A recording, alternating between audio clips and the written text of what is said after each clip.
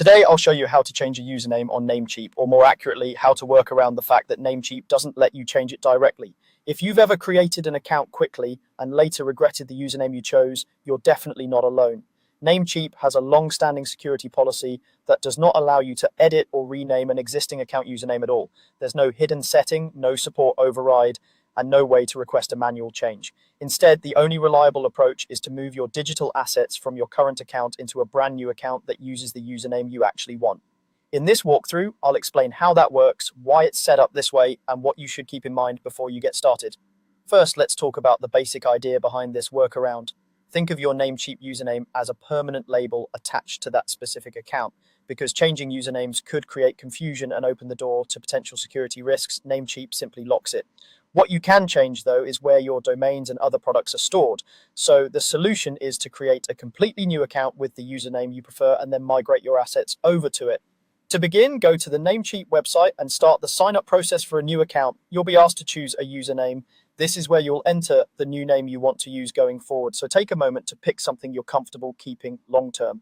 Remember, this is effectively permanent in the same way your old one was.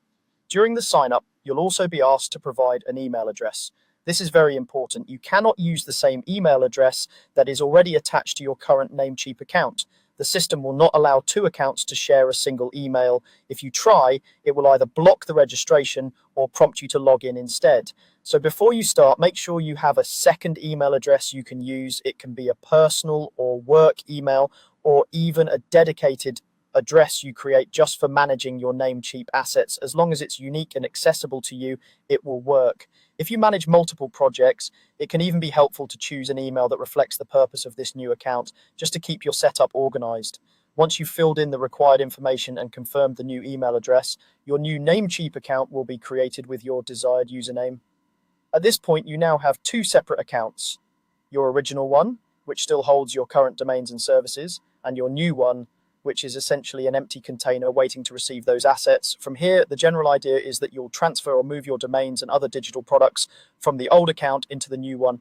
Namecheap provides tools and support articles for managing those transfers, and you can take care of them at your own pace, making sure nothing essential is interrupted. So while you can't technically edit or rename a username on Namecheap, you can effectively replace it in your day-to-day use by creating this new account and shifting everything over. It takes a bit of setup up front, but once the move is complete, you'll be signing in with the username you want, and you won't need to think about the old one again.